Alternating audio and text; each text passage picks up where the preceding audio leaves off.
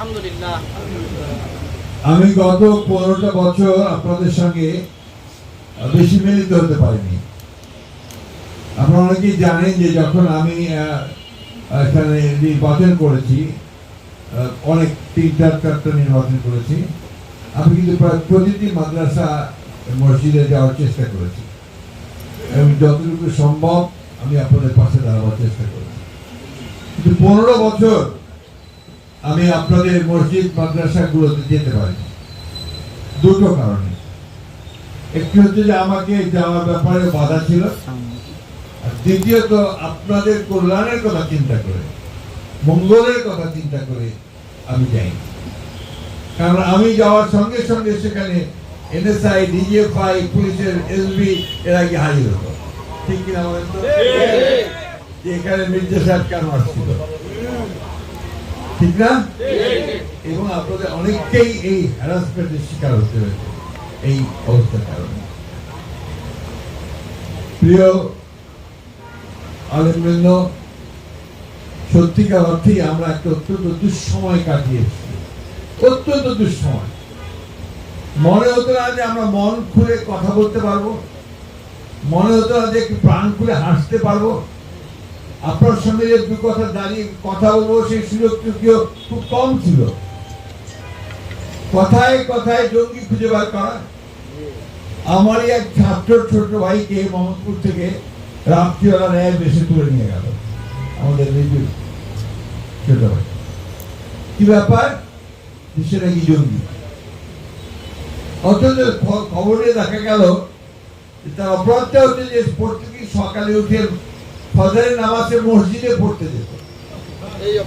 এই অপরাধে তাকে জঙ্গি সন্দেহ করা হলো এবং তাকে ধরে নিয়ে গেল।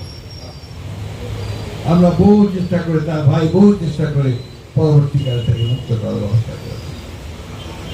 এইরকম সারা বাংলাদেশে এমনকি জঙ্গি সাজানো হয়েছে।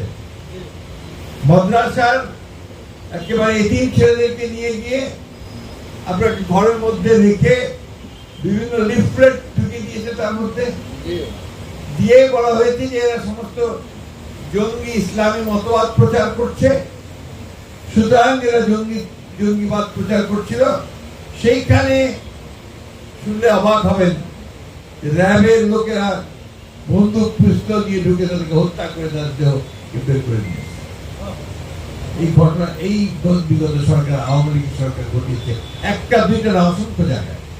সেই ক্ষেত্রে আমাদের থাকলে বোধহয় একটু কমফোর্টেবল বেটার ছিল। প্রিয় ভাইরা, আমরা আল্লাহর অশেষ রহমতে আমাদের ছেলেদের রক্তের বিনিময়ে, আমাদের জনগণের রক্তের বিনিময়ে, আমাদের মাদ্রাসার ছেলেদের রক্তের বিনিময়ে আমরা সেই অবস্থা থেকে বের হয়েছি। আল্লাহ আমাদেরকে একটা সুযোগ করে দিয়েছেন যে এখন তোমরা একটু সিধা রাস্তায় চলার সুযোগ করে নাও, সেই ব্যবস্থা তৈরি করে নাও, সৎ পথে চলার একটা রাস্তা বের করো এবং জনগণ যেন ভালো থাকে, সুস্থ থাকে, তারা যেন তাদের অধিকারটা পায়, সেই ব্যবস্থা তোমরা করো। এই জন্যে আমরা সব দেশের সব রাজনৈতিক দলগুলো এক হয়ে আমরা অন্তর্বর্তীকালীন সরকার গঠন করেছি, আপনারা জানেন, প্রফেসর ইউনূসের নেতৃত্বে। এবং আমি মনে করি আল্লাহর অশেষ রহমতে প্রফেসর ইউনূস অল্প সময়ের মধ্যে তিনি যতটা সম্ভব এটাকে ভালো করার চেষ্টা করছেন, একটা নির্বাচন আনার চেষ্টা করছেন। নির্বাচনটা দরকার কেন? নির্বাচনটা দরকার এই জন্যে যে জনগণের ভোটে তো প্রতিনিধি নির্বাচিত হতে হবে। আর যদি ওই উপর থেকে চাপিয়ে দেওয়া হয়, সেটা জনগণের দুঃখ কষ্ট বুঝবে না, মানুষের কষ্টটা কি সেটা বুঝবে না। আমাদের যে মানুষগুলো জনগণের সঙ্গে থাকে, তাদের দুঃখ কষ্ট বোঝে, সেই মানুষগুলো যদি নির্বাচিত পার্লামেন্টে যায়, তাহলেই আমরা সেখানে তাদের কাছ থেকে ভালো ফলাফল আশা করতে পারবো, তাই না? সেই কাজ জন্যই নির্বাচনটা যেন সুষ্ঠু হয়, সেই জন্য সব রাজনৈতিক দলগুলো আমরা একসাথেই এই দায়িত্ব তাকে দিয়েছি। এর মধ্যে বাংলাদেশের শত্রুরা আমাদের ইসলামের শত্রুরা তারা বিভিন্ন রকম বিভাজন সৃষ্টির চেষ্টা করছে। বিশেষ করে আপনার সোশ্যাল মিডিয়া একটা আছে জানেন তো, ইউটিউব আর আপনার ফেসবুক, এর মধ্যে দেখবেন এমন এমন কথা প্রচার করা হয়, এমন এমন সমস্ত তথ্য দেওয়া হয় যেতে করে জাতি আরো বিভক্ত হয়ে যায়। আমি 13 বার জেলে গেছি শেখ হাসিনার আমলে, মোট প্রায় 4 বছর জেলে ছিলাম। মামলা হয়েছিল প্রায় 100টার উপরে, 121টা মামলা। ঠিক একইভাবে আমার ঠাকুরগাঁতেও অসংখ্য মামলা এখানে হয়েছে, প্রায় 7,000-এর উপরে ঠাকুরগা সদর থানাতে মামলা হয়েছে। এবং এরা সবাই সাধারণ মানুষ, কোনোদিন কোর্টের বারান্দায় পর্যন্ত ওঠেনি। অপরাধ কি? অপরাধ একটাই, যে তারা হাসিনার পক্ষ নেয় না। প্রিয় ভাইয়েরা, আমরা আমাদের অধিকারের জন্য লড়াই করেছি, সংগ্রাম করেছি। রংপুরের যে আবু সাইদ, যে বন্দুকের মুখের সামনে, রাইফেলের নলের সামনে দাঁড়িয়ে গেল, বুকের রক্ত দিয়ে দিল, সে কিন্তু একটা ভালো পৃথিবীর জন্য, ভালো বাংলাদেশের জন্য সে রক্ত দিয়েছে, তাই না? আমি তার বাড়িতে গিয়েছিলাম। একটা ছোট্ট টিনের ঘর, 1 চালা, 2 চালাও না, সেই ছোট্ট টিনের ঘর তার বাপের বাড়ি। দিন মজুরি করে প্রায় চলে। সে তার লেখাপড়া করতো টিউশনি করে, ভালো ছাত্র ছিল, টিউশনি করে লেখাপড়া করতো। সেটা কিছু বাড়িতেও সেই খরচ কিছু দিত, সেই ছেলেটিকে তারা মেরে ফেলত। 1টা নয়, 2টা নয়, 2000-এর উপরে এই ছাত্রদের, শিশুদের, বালিকাদেরকে পর্যন্ত তারা হত্যা করেছে। আরেকবার একটা ভয়ঙ্কর হত্যা করেছিল, হত্যাকাণ্ড আপনাদের সকলের মনে থাকার কথা, সেই শাপলা চত্বরে হেফাজতের সমাবেশে একইভাবে রাতের অন্ধকারে মেশিন গান দিয়ে গুলি করে কতজনকে যে হত্যা করেছিল তার নিয়ে এখনো আমরা কোনো সংখ্যা পাই। এই ছিল আওয়ামী লীগের হাসিনার সরকার। এবং তাদের সময়ে এমনকি খোতবা পর্যন্ত তারা আপনারা দেওয়া শুরু করে দিয়েছে, এইটা খোতবা পড়তে হবে। আমি ঢাকায় উত্তরাতে মাটির মসজিদ বলে একটা মসজিদ আছে, ওই মসজিদে আমি নামাজ পড়তে যেতাম শুক্রবারে। যখনই আমরা শুক্রবার নামাজ পড়তে যেতাম, দেখুন চারদিকে পুলিশ, আর ওই থানার ওসি তিনি ওই ইমাম সাহেবের সামনের আসনে গিয়ে বসে আছেন। ইমাম সাহেব পাচ্ছে না, আবার এমন কোন কথা বলে ফেলে যে সরকারের বিরুদ্ধে যায়। এবং ঘটনায় অনেক ঘটেছে। ইমাম সাহেব ছিলেন, যারা সব মানতেন না, তারা তাদের মন্ত্রীর কথা বলেছেন, তাদেরকে পরে গ্রেফতার করে নেওয়া হবে। এই যে ভয়াবহ একটা অবস্থা, এই অবস্থা আমরা আল্লাহর হুকুমে, আল্লাহর অশেষ রহমতে আমরা আপাতত বের হয়ে আসতে পারি। আমাদের সামনে এখন কঠিন পরিস্থিতি। আমরা দেখছি যে প্রতি মুহূর্তে, আজকেও শুনলাম ডিসির কাছে পুশিং হচ্ছে। পুশিং মানে কি বোঝেন? ভারত থেকে লোককে জোর করে ঢুকে দেওয়া হচ্ছে বাংলাদেশে। সেই কবে হয়তো কেউ গিয়েছিল, তাদের আত্মীয় স্বজনরা, ছেলে মেয়েরা কেউ ছিল, তাদেরকে ধরে এখন আবার এখানে ঢুকে দেওয়া হচ্ছে। এতদিন এই তো তারা করে নাই। এখন যেহেতু আওয়ামী লীগ সরকারকে উৎখাত করা হয়েছে, যেহেতু হাসিনা ভারতে আশ্রয় নিয়েছে, সেহেতু এখন বাংলাদেশ সরকারকে একটু চাপে ফেলার জন্য তারা সমগ্র বাংলাদেশের বর্ডারে এই পুশিং শুরু করে। শুধু তাই নয়, প্রিয় ভাইয়েরা, আপনারা নিশ্চয়ই জানেন যে আমরা এখন পর্যন্ত আমাদের যে পানির হিস্সা, সেই হিস্সা আমরা পাই না। আমাদের বর্ডারে গুলি করে হত্যা করে মানুষকে ভারত। এই যে ভয়াবহ একটা অবস্থা, এই অবস্থা থেকে আমরা বের হয়ে আসছি। এখন আমাদের সামনে আমরা আশা করছি আল্লাহর হুকুমে, লন্ডনে যে মিটিংটা হয়েছে, এই মিটিংয়ে আপনার প্রধান উপদেষ্টার সঙ্গে আমাদের নেতা জনাব তারেক রহমান সাহেবের যে আলোচনা হয়েছে, সেই আলোচনাতে একটা নির্বাচনের তারিখ আপনার ঠিক হয়েছে, যে সময় তারিখ বলবো না, সময় ঠিক হয়েছে যে ফেব্রুয়ারি মাসে আপনার নির্বাচনটা হবে। তো নির্বাচনটা হলেই তো সব শেষ হয়ে যাবে না। নির্বাচন হয়ে ভোট দিয়ে গভর্নমেন্ট তৈরি করব, তারপরে সেই গভর্নমেন্ট যেন সঠিক কাজ করে সেটা তো সজাগভাবে আমাদের সতর্ক থাকতে হবে, তাই না?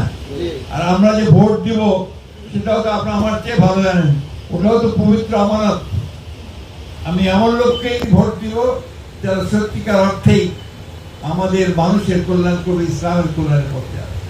আমি একটা কথা আপনাদেরকে মনে করে দিতে চাই, আমি একটা রাজনৈতিক দল করি, এই রাজনৈতিক দল বিএনপি। আমার এই বিএনপির প্রতিষ্ঠাতা ছিলেন শহীদ প্রেসিডেন্ট জিয়া রহমান। এই একইভাবে শেখ মুজিবুর রহমানের হত্যার পরে জিয়া রহমান সাহেব যখন দায়িত্ব দিয়েছিলেন, তিনি প্রথম তিনি সংবিধানে বিসমিল্লাহির রহমানির রহিম তিনি সংযোজন করেছিলেন, এবং তিনি প্রথম তিনি সংবিধানে আল্লাহর উপরে অবিচল আস্থা ও বিশ্বাস এই কথাটা দিয়েছিলেন। এটা রেখেই আমরা কাজ করব। সুতরাং বিএনপি হচ্ছে সেই দল যে দল সবসময় আল্লাহর পথে চলার চেষ্টা করে। প্রিয় বন্ধুগণ, আজকে আমি আপনাদের সামনে কোনো রাজনীতি নিয়ে আলাপ করতে আসি। আমি অনেকদিন ধরে আপনাদের সঙ্গে আমার কোনো যোগাযোগ হচ্ছে না, আমি অনেক জায়গায় যেতে পারিনি, বয়স হয়েছে, এখন অসুস্থতা আছে অনেক, সবসময় যেতে পারি না। আর যেহেতু আমরা কেন্দ্রীয় দায়িত্বে আছি, সমস্ত সেই সময় করে উঠতে পারি না। সেই কারণে আমি আমার ছোট ভাই ফয়সালকে বললাম যে একটু দেখো, সব ইমাম সাহেবদেরকে যদি একদিন একটু রাখতে পারো, তাহলে তাদের সঙ্গে আমি মত বিনিময় করতে পারি, সালাম দিতে পারি। আর একই সঙ্গে আমার মরুম পিতা মির্জা রুহুল আমিন, যার কথা দেখুন আমাদের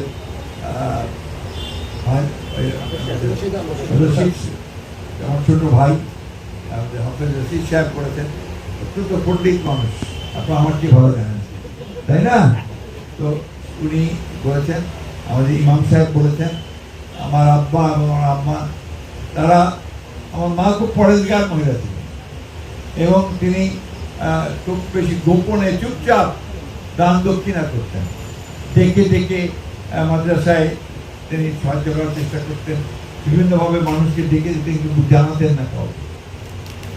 তো সে আমার আব্বা আম্মার জন্য, তাদের আত্মার মাগফিরাতের জন্য আপনারা দোয়া করবেন, আমাদের জন্য দোয়া করবেন, দেশের জন্য দোয়া করবেন, ঠাকুরগাঁর মানুষের জন্য দোয়া করবেন।